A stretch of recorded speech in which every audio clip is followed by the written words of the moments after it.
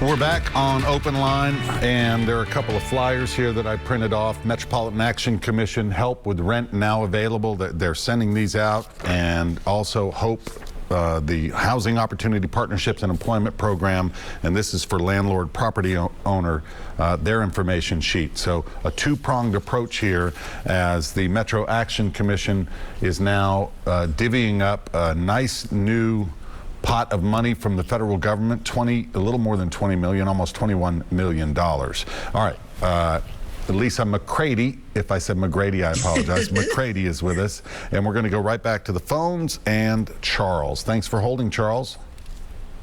Hey, I'm a volunteer for Open Table of Nashville, and many times people come to us and say, I need my rent paid by tomorrow, or they're going to put me out, and we say, we can't get you help that soon. Other times on the voting portal for weekly support group for the Homeless Central Library, and people come to us and say, I need help with my electric bill, it's got to be paid by tomorrow. And we say, when did they notify you? They say 30 days ago, and we say, well, then it should have acted much sooner. So my question is, when people come to the Metro Action Commission for help to pay their rent, how soon can we get them help? What timeline should they look at between the time they apply and they have a check in their hand to give the landlord, unless you pay the landlord? Boy, that's a great question. Thank you so much, Charles. And he kind of stole one of my questions that I was going to ask you about that process. And we want to educate people, too. He brought up a good point. You know, don't wait. And I know you probably say this all the time and preach it.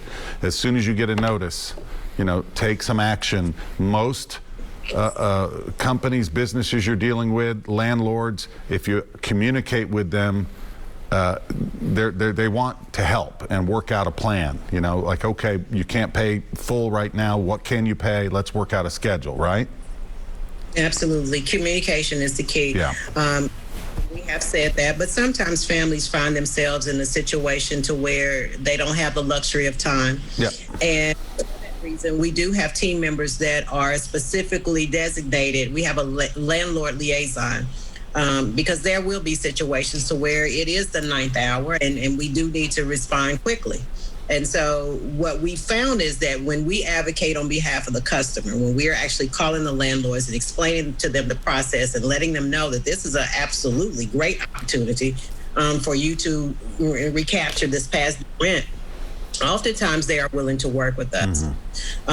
Have a great relationship with our utility department or utility company here, NES, and Piedmont Gas and Metro Water. We're able to call on behalf of our customers and say, you know, yes, we know we don't have the luxury of time, and sometimes they're already turned off.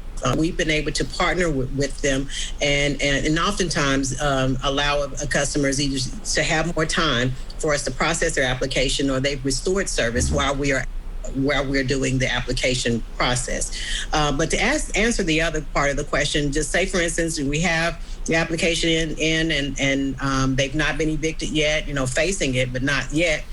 We think between 15 and 30 days, we should be able to get the application completely processed. What's key is making sure that the application is complete with all of the attachments that are required. Right. So really, things like pay stubs and notices from your landlord about how much you owe the lease. On the landlord side, you know, we're trying to make sure that as many landlords are already registered within our Metro payment system, so that we can get them get those payments out very quickly. And so that was one of the major outreach that we did with landlords. We already had about 5,000 already in our system, 5,000 landlords, but there are new ones because now the opportunity is wider for people to qualify. And we did I feel like a really robust outreach to landlords to get them registered ahead of time.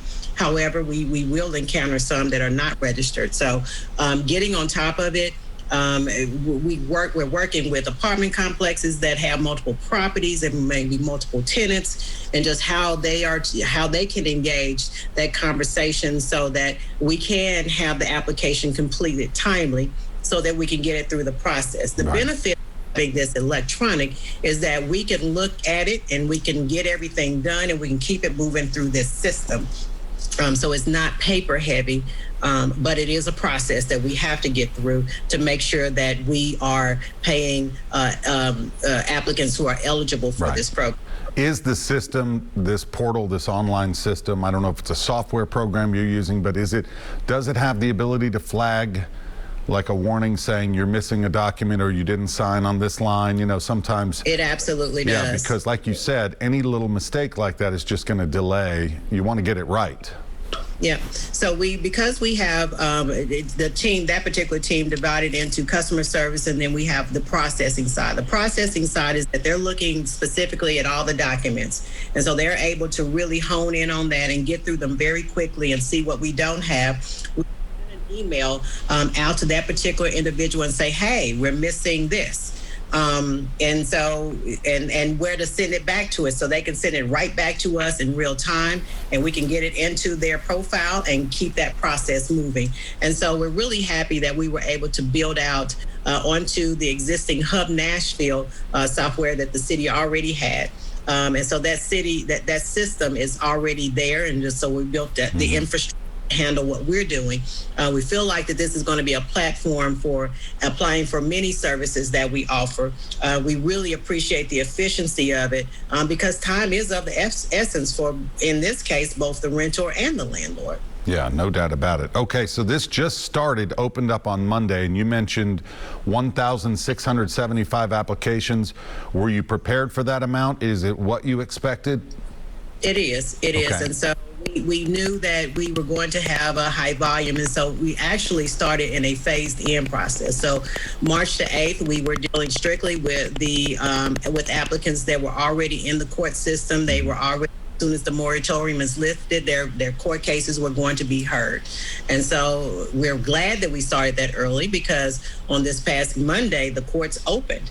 And so those cases start to be heard. And so it's really good for us to already have that relationship with Judge Bell and Richard Ruker and their teams, where we had a process already in place so that we can get those applicants in and get going, because we knew that they were right there on the cliff, so to speak, of evictions. And then our next phase, which was last week, we had applicants that had applied with us previously that, because we ran out of funding, we could not fund them. And so we were able to transition those applications, there was over 600, into this portal, so that we can get those applications going. We had to get updated information, and so we were able to send out emails and saying, hey, we need to update this and this and this. So they were able to, now they're sending those in, and we're matching it with their profiles and getting them through the system. And so on Monday, it opened with the general public, and we could tell really the night before, when the portal actually had its soft kind of opening, and we were still checking the firewalls and all that good, not the firewalls, but the performance of it. We were starting to see those applications come in, and we were like, yeah, everything is working great. So we do believe that we would be able to serve at least 5,000 applications for assistance in this portal. There is potential for additional funding, and so we're ready. We have a team of about 30 people that we have hired specific to this program. It comes with a lot of supports, inclusive of people who may not have even had an email account, to be able to start their application. Certainly an email is not required, but if you set up your account or your profile or your portal with an email, what it does is that it sends you an email saying, hey, you've done it successfully. You can go back in and see the progress of your application. You will receive regular updates. And so there's a lot of supports that come with this system. So yes, I can say we were prepared for the volume. So just doing rough numbers, and I know it's an average, but if you got 20.8 million, 5,000, the average looks to be about $4,000. But obviously that's every case is different. I mean, what is the criteria where you say you're going to get this amount and you're going to get this amount? So we look at what's owed and what's, of course, what's due. And so because there's no cap on the monthly amount that you can ask for, we could be paying upwards of $12,000 per person, or $18,000, or it could be even more. And so that's why it's really important to note that once we hit a certain threshold, the federal government is looking at how we are spending down this money. And so because they don't want money sitting in areas where it's not needed, we have benchmarks that we have to make in order to receive additional funding. And so once we make the certain benchmark, receive additional funding. And so that's done by design, again, so that you wouldn't have any particular funding in one area of the country or the state that may be needed more so in another part.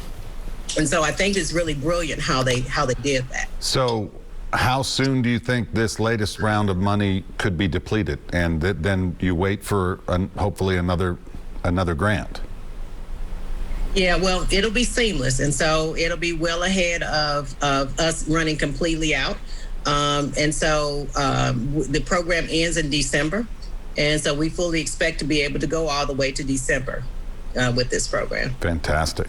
737+ is the phone number if you would like to call in as we talk with the Director of Communications for the Metro Action Commission about whether you need help paying past rent or utility payments. There is help out there for Metro Nashville, and we're just trying to spread the word about the program. We'll go ahead and take another quick break right here. Maybe wait for a few of your phone calls, and we'll talk some more after this.